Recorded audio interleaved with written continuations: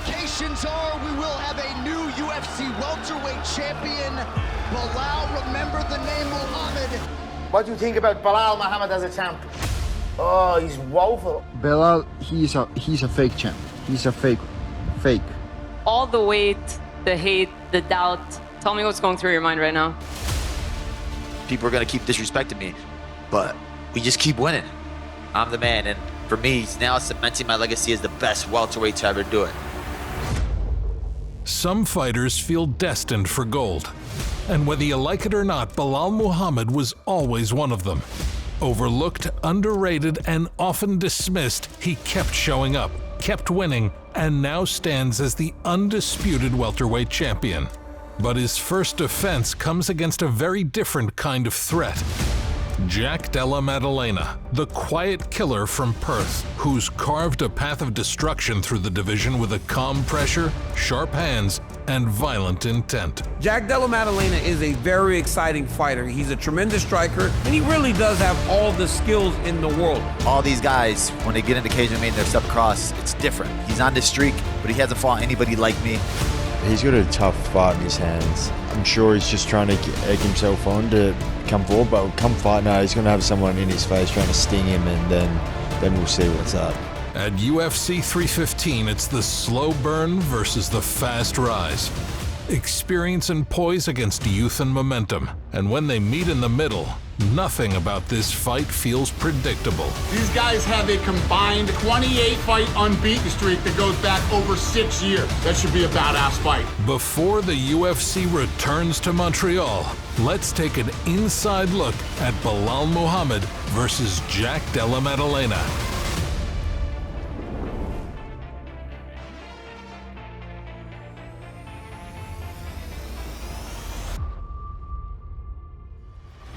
Massive breaking news in the welterweight title picture. Of course, UFC London was going to be headlined by Jack Della Maddalena taking on the former champion Leon Edwards. And Belal Muhammad, who took the title of Leon Edwards, didn't have a fight. We all would have thought it would have been Shavkat Rakhmonov that would be next to face Belal. But oh no, Jack Della Maddalena will take on Belal, remember the name Muhammad, for the welterweight strap. In this sport, when opportunity comes knocking, you'd better be prepared to answer. And for JDM, when Belal's originally scheduled opponent Shavkat Rakhmonov pulled out of their fight due to injury, he was given ample time to cancel his ongoing camp for a fight with Leon Edwards about a month or so in, refocusing his efforts for a clash that would take place 2 months later in May. In other words, he's been preparing for a fight all year, and at his age, with his increasing strength of schedule, that could well be a good thing. Because the problem with Maddalena in recent times has been his level of activity. 3 fights in 2022, 3 in 2023, then just 1 in 2024, and nothing this year. Meaning he has only fought once in the last 18 months since he beat Kevin Holland in September of 2023. But JDM is young and time is very much on his side. And for all of the praise that's getting directed at his fellow contenders Rakhmonov, Sean Brady, and even Ian Gary of late, there's a good chance that JDM has turned into something of a dark horse within this title picture. I think he is so clean with his boxing. I think it's one thing everyone always looks at, oh my gosh, he's so fast, he's so powerful. But seeing slick head movement, seeing the ability to create angles and be sophisticated with what you do, that is rare. Jack Della Maddalena has that other level of boxing and ability to problem solve in real time because of that experience with his hands and his ability to move his feet. Man, the dude he is so good. There's some scary people in this division, and I'm the fucking scariest. He has got absolutely sick boxing, mean overall striking mechanics, and with time on his side, his focus on rounding out his game with elite defensive wrestling will no doubt be front and center in this camp. Because there's no better opponent to focus an anti-wrestling camp on than the reigning champ, Belal Muhammad. How many guys in the history of the Ultimate Fighting Championship, irrespective of era or weight class, has put 10-plus win streaks together? Dude, not many. You let a guy like that get in on your hips and get his hands together. It's the biggest moment of his career. It's the biggest night of his professional life. Dealt with unbelievable amount of fan pushback and You give a guy like that openings, I don't know what to tell you. I was doubted my whole career. I was doubted this whole run I've had.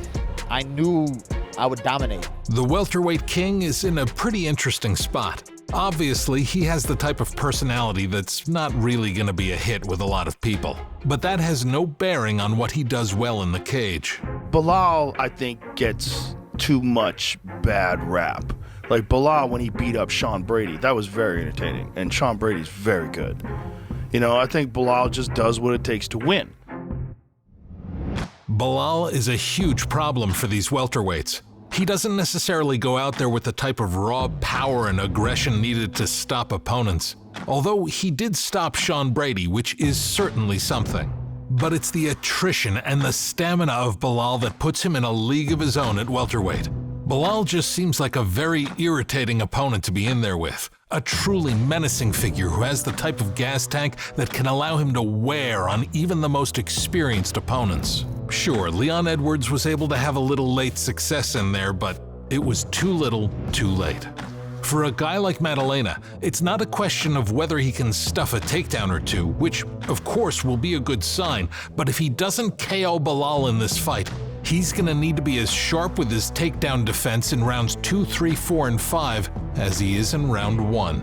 Belal has gotta be in the best place because he's dealing with a boxing-heavy fighter who doesn't really do well against grapplers. We've seen him against Gilbert Burns, and he seemed to struggle a little bit, even though he beat Gilbert. But Belal right now is on top of his game. If I'm Belal, I'm like, whew, this is, all things considered, probably the easiest stylistic matchup at the top of that division. You have the best boxing in the welterweight division, arguably in the UFC. Belal has said that, no, he deserves that title as having the best boxing in the welterweight division, and he insists that he's not even going to shoot a takedown against you. Do you believe that? I think he's obviously a competitive guy, so he'll dip the toes, he'll get hurt, and then I think he will revert back to what he thinks is the easiest method to victory. There's no question, he's got a boring fight style, you know, he's good at holding people down, getting victories, but I think winning is obviously his #1 goal, and fair play to him, but I feel like I can beat him. I'm a more dangerous fighter for sure, and I think I can not only get the world title, but get the world title off a dominant finish. Then I feel like having 5 rounds is just going to be, I believe it will be to my advantage. I believe I'll be able to continuously get back to my feet and sting Belal, and having those extra 2 rounds to damage him, I feel like it's, I think it works well for me, you know. I'm going to keep pushing until the final bell. I could beat him in many different ways. I could outstrike him if I want to. I could out-kickbox him if I want to. Or I could out-wrestle him if I want to. For him, he could only win one way, one specific way, and it has to be by knockout. Like, he's not going to outlast me. He's not going to outwork me. He's not going to outmuscle me. He's not going to outgrapple me. I'm excited because Jack has a long winning streak. So that double-digit winning streak, I want to take that from him. I've been using the Canelo boxing, and I want to put it to the test, right? I want to put it to the test and have that moment where I go, that's why I'm the best boxer in the UFC. That's why I'm the best boxer in the welterweight division. And all these people are going to keep hating. They're going to keep wondering how we keep doing it. Belal comes to his matchups in ridiculous physical shape. And while, sure, we've seen his chin get checked before when Vicente Luque put him out cold, but that was 9 years ago. Right now, we're seeing this man come into his prime, and he's a bad matchup for every single welterweight on the roster. JDM is polished enough to give him problems, but we've seen some frailties to his wrestling game at times, and for Belal, he doesn't even need to prioritize any advancement of position or submission attempts. He just needs to make Jack work from the opening bell. And from there, the danger coming back at him will drop off tremendously. Yeah, his heart. He's going to fight to the end. When I fought Leon, I know that he was going to break. So with JDM, I'm just going to have to work a little bit harder to find that break. All these guys, when they get in the cage with me and they step across, it's different. He beat Gilbert Burns, but Gilbert Burns is not me. He beat this guy, he's not me. He's on this streak, but he hasn't fought anybody like me. But when he gets into the cage with me, it's going to be fighting the best welterweight in the world, and he's going to realize there's levels. Belal, someone that's going to come forward and try and engage the grappling, but I've fought people that come forward and try and grapple me my whole career. I think I've got more precision, accuracy, power, the whole lot. I think I've got more dog in me. I think he hasn't fought someone like me. I've fought people like him my whole career. He's never fought someone like me. I think I'm going to sting him. I think I can get the finish, you know. That'd be the icing on the cake. Get a finish, start the championship reign. Belal Muhammad is going to be very excited for this one. He's going to look at what Gilbert Burns was able to do and feel that he can replicate it because he's younger, he hasn't got as many miles on the clock and all that type of stuff. But if he keeps it on the feet, it's going to be a problem. Jack's got real power, he's got beautiful understanding of range and timing and rhythm. He can see shots, he rips to the body beautifully, and he's a taller guy. So there's a lot of advantages on the feet. But Belal's a whirlwind. Belal is an absolute tornado. Both are out to prove something. For Belal, it's about stamping his authority as champion with a definitive title defense. For JDM, it's showing the world he was the right choice for this opportunity and that he's truly elite.